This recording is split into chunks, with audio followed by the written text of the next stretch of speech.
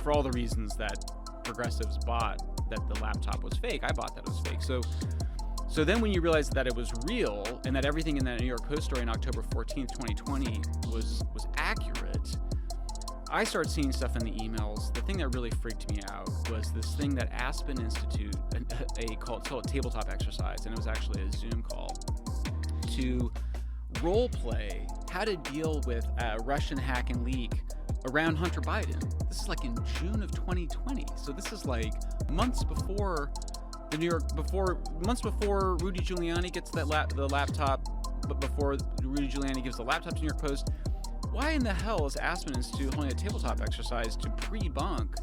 Basically, they are training or brainwashing all these journalists. I mean, it's CNN, New York Times, Washington Post, Wikimedia Foundation, the Wikipedia folks, the networks, all of the social media companies, all coming together to be like, okay, well, if something is leaked, then we should not cover it in the way that journalists have traditionally covered it.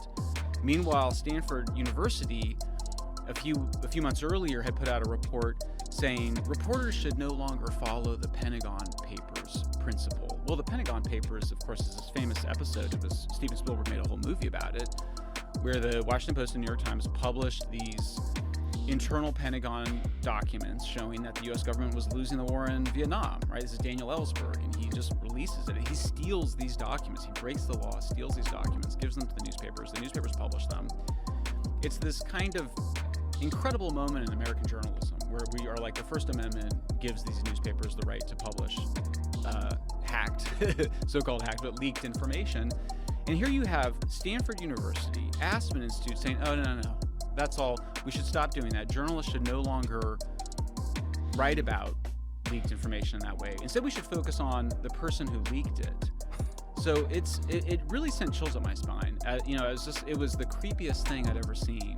And this is, of course, you got to remember, Aspen Institute is funded by the U.S. government. Yeah. Stanford's funded by the U.S. government. So this is, people go, oh, well, you're just, one of the responses we've got is they go, oh, you're just talking about, content moderation by private companies. No, we're talking about U.S. government-funded organizations. You can't, if the U.S. government is censoring information, that's obviously a violation of the First Amendment. But if the U.S. government is funding somebody else to censor information, that's also a violation of the First Amendment. You can't indirectly. It's still a violation if you're funding somebody to demand censorship. So that was quite a steeplechase. But there's a lot here. I mean, it's a lot of people, a lot of institutions, a lot to unpack, and that was part of the reason I wanted to reach out and be like, I need a Joe Rogan session to just kind of go through it all. Yeah, well, I'm very happy to provide that. Here's the question.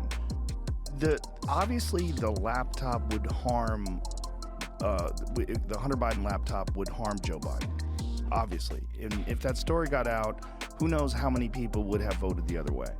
Is this a direct result of the things that Trump said when he was in office that went against the intelligence community? Like, how did they decide? I would always assume that, the so-called deep state is essentially bipartisan, that they wouldn't necessarily side with the Democrats or the Republicans. They're really, they're just in charge of, they're supposed to be gathering information to protect the country. So how did they decide specifically to either stop information or propagate misinformation that would aid Joe Biden? Yeah. Yes, that's exactly the right question.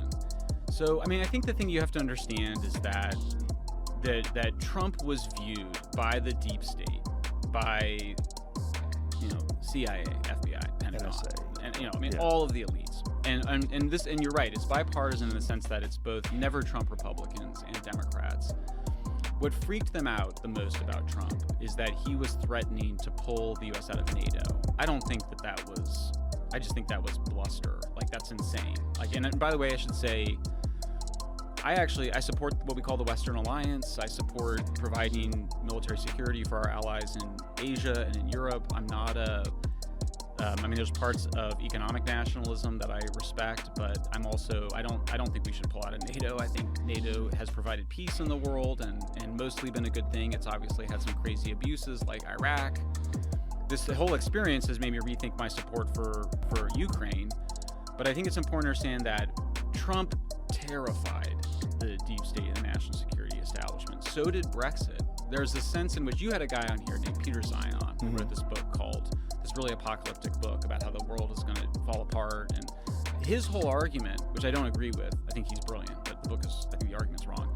His whole argument is based on the idea that the United States is going to stop providing military security to our allies in Asia and Europe. It's all just based on this assumption that Trump is the beginning of the U.S. withdrawing from its traditional role since World War II.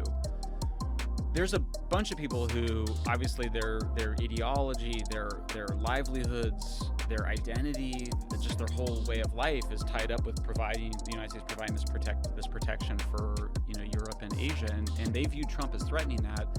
I also think they just really hated the guy. They looked down on him. He's crude and all the things that people don't like about him. And he spoke disparagingly about the intelligence community. Yeah, I mean, he was crazy. Absolutely, he was against the war in Iraq. He was different. He was a nationalist Republican, and what's so interesting is that if you read people like people on the left, like Noam Chomsky and others who have been critics of U.S. or Glenn Greenwald, who are critics of, and I think Matt Taibbi, critics of U.S. government, military invasions around the world since World War II. I mean, we've overthrown many governments, right? Iran, Chile, Guatemala, and what the pattern is that these are places where nationalists, sometimes socialists, but often just nationalists who are trying to control their economies and they didn't want foreign interference, were coming to power. And the U.S. government would see that as a threat to providing, to having this liberal global order, as it's called. And so they saw Trump as an existential threat to this post-war liberal order, and they needed to, and they viewed social media as the means to his power, which I think was exaggerated. So on the one hand, they saw a threat. I think they also saw an opportunity. The war on terror, we won. I mean, huge victory. I mean, it's shocking how successful it was in some ways. So you have a bunch of people that suddenly need something to do. So there's a lot of motivations there. And then you also have the guys that lost the Hillary campaign. John Podesta, he was the chair of her campaign.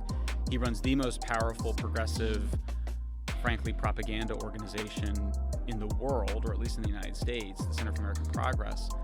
They were looking also for some reason, someone to blame for their own failures, for the dislikability of Hillary. And so there was just a lot of motivations to try to get control over social media platforms.